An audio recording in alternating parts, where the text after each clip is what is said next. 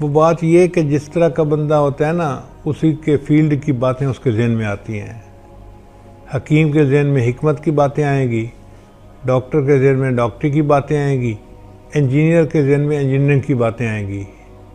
ہمارا شعبہ چونکہ یہ پیری مریدی والا ہے، اور ہم سے اکثر لوگ اپنی باتوں کے سوال پوچھنے آتے ہیں، یہ پریشانی ہے کیا کریں، یہ پریشانی ہے کیا کریں، یہ مصیبت ہے کیا کریں، فلاں مصیبت ہے کیا کریں۔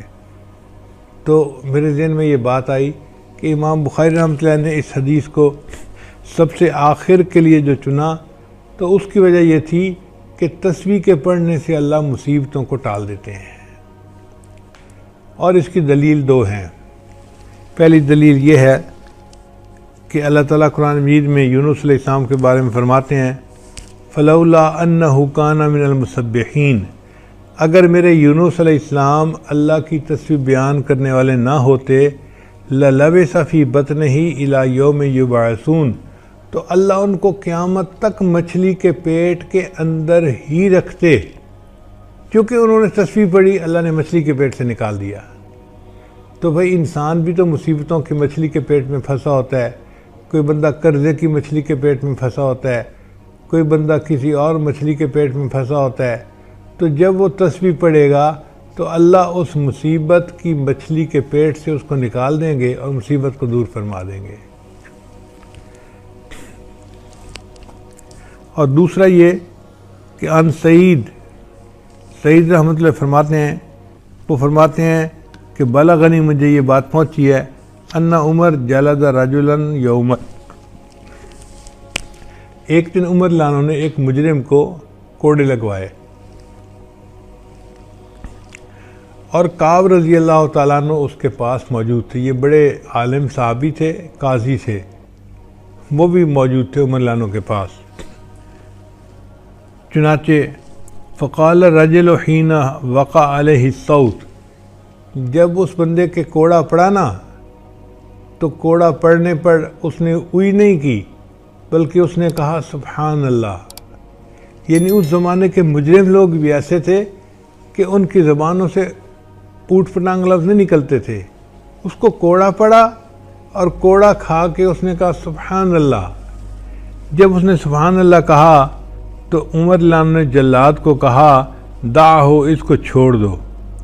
فضاحک کعب لانو مسکرا پڑے۔ فقال عمر لانو نے پوچھا وما یضحکک، حضرت آپ کیوں مسکرا رہے ہیں؟ تو انہوں نے فرمایا میں اس لیے مسکرا رہا ہوں کہ انا والذی نفسی بیدہ، قسم ہے اس ذات کی جس کے قبضے میں میری جان ہے، ان سبحان اللہ تخفف من العذاب، کہ سبحان اللہ نے اس کے عذاب میں کمی کر دی۔ اس کو حکم ہوا تھا 10 درے لگانے کا، اور پہلا ہی پڑا تو اس نے سبحان اللہ کا، اور عمر لانوں نے ایک کوڑے پہ ہی اس کو معاف کر دیا، تو سبحان اللہ نے اس کے عذاب کو کم کر دیا۔ اس لیے امام بخاری رحمۃ اللہ نے آخری حدیث یہ اس لیے بیان فرمائی کہ طلباء طالبات پڑھ کے مکمل کر کے تعلیم اپنے گھروں کو جائیں گے، ان کی شادیاں ہوں گی، پھر ان کو پریشانیاں ہوں گی، جو مرد ہیں وہ کام کاروبار کریں گے، نوکریاں کریں گے، جاب کریں گے، مصیبتوں میں پھنسیں گے۔ جب یہ مصیبتوں میں پھنسیں گے تو پھر یہ کہیں گے کہ ہمیں اب مصیبت سے نکلنے کا کوئی عمل بتانا چاہیے، تو میں ان کو عمل بتا دیتا ہوں کہ یہ سبحان اللہ کا ذکر کثرت کے ساتھ کریں گے، اللہ ان کی مصیبت کو دور کر دیں گے، ان کو پریشانیوں کی مچھلیوں کے پیٹ سے نکال دیں گے۔ دعا ہے کہ جتنے حاضرین مرد ہیں یا خواتین ہیں، اللہ سب کو پریشانیوں سے محفوظ فرمائے اور اپنے مقبول بندوں اور بندیوں میں شامل فرمائے۔ وآخر دعوانا ان الحمد للہ رب العالمین۔ چنانچہ نبی علیہ السلام نے 4 چیزیں حدیث پاک میں فرمائی، کرسٹل کلیئر، بہت واضح حدیث مبارکہ۔ اللہ کے حبیب ارشاد فرماتے ہیں من سرہ ان یحب اللہ ورسولہ، جسے یہ بات اچھی لگے کہ اس سے اللہ اور اس کا رسول صلی اللہ علیہ وسلم محبت کرے، او یحبہ اللہ ورسولہ، یہ اللہ اور اس کے رسول سے محبت کرے اور اللہ اور اس کے رسول اس سے محبت کریں تو وہ بندہ 4 کام کر لے. اب بتائیں کتنا واضح بتایا جا رہا ہے کہ 4 کام کرنے سے تمہارے دل میں اللہ کی محبت پیدا ہوگی اور اللہ تعالیٰ اور اس کے رسول صلی اللہ علیہ وسلم تم سے محبت کریں گے. اب ہونا تو یہ چاہیے کہ سالکین عہد کریں کہ ہم ان 4 باتوں پہ ڈٹ جائیں گے، زندگی میں اپنائیں گے. کون سی 4 باتیں؟ نبی علیہ السلام نے فرمایا فَلْيَصْدُقْ حَدِيثَهُ إِذَا حَدَثَ، جب بات کرے تو سچ بات کرے. مشکل کام. آج بدبخت شیطان نے جھوٹ کی نفرت کو کم کرنے کے لیے اس کا نام بدل دیا. اس کا نام بہانہ رکھ دیا.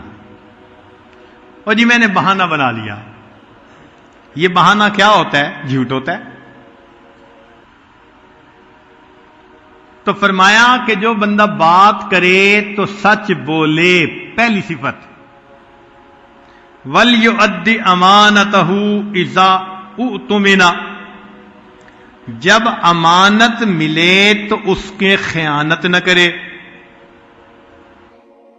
آج تو امانت کو مال غنیمت کی طرح استعمال کرتے ہیں. کوئی مکان کرائے پر دے تو پھر حشر دیکھے اس کا ہوتا کیا ہے. استعمال کے لیے چیز دے دو تو پھر دیکھو اس کا کیا حشر ہوتا ہے. تو ہمارے اندر سے یہ بات نکلتی جا رہی ہے کہ امانت کیا ہوتی ہے. تو فرمایا کہ امانت کا خیال رکھے. یہ دوسری صفت. تیسری صفت وَلْيُحْسِنْ جَوَارَهُ مَنْ جَاوَرَهُ، کہ وہ اپنے پڑوسی کے پڑوس کا خیال رکھے.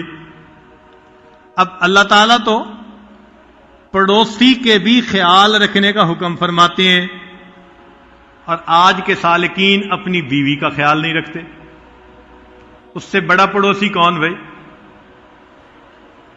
جس کے ساتھ دن اور رات کے اوقات اکٹھے گزرتے ہیں. غصہ، ڈانٹ ڈپٹ، چھوٹی چھوٹی بات پہ موڈ، کئی دن نہیں بولنا. ایک گھر میں رہتے ہوئے اس طرح جیسے مشرق اور مغرب کی دوری ہوتی ہے ایک دوسرے کے. تو پھر اللہ تعالیٰ کی محبت کیسے نصیب ہوگی؟ اور شیطان بھی ایسا شیطان ہے کہ دوستوں کی مجلس میں بڑا رنگ رنگیلے، اور گھر پہنچتے ہیں کہتے ہیں حضرت پتہ نہیں کیا پارا چڑھ جاتا ہے. یہ آگ ہے اور شیطانیت ہے جو دماغ میں سما جاتی ہے. اور کیا ہے؟ جہاں محبتیں تقسیم کرنی تھیں وہاں غصے اور غیروں کی طرف ترستی ہوئی نظریں.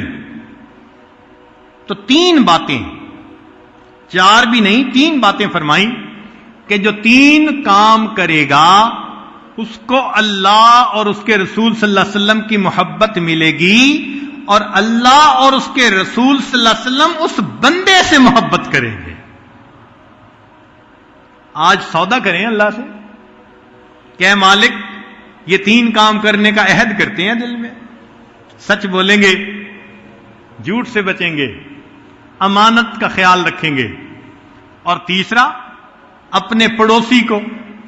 اس سے مراد صرف گھر کا پڑوس نہیں، دفتر میں کام کرنے والا بھی تو پڑوسی ہوتا ہے، جو بھی ساتھ رہے.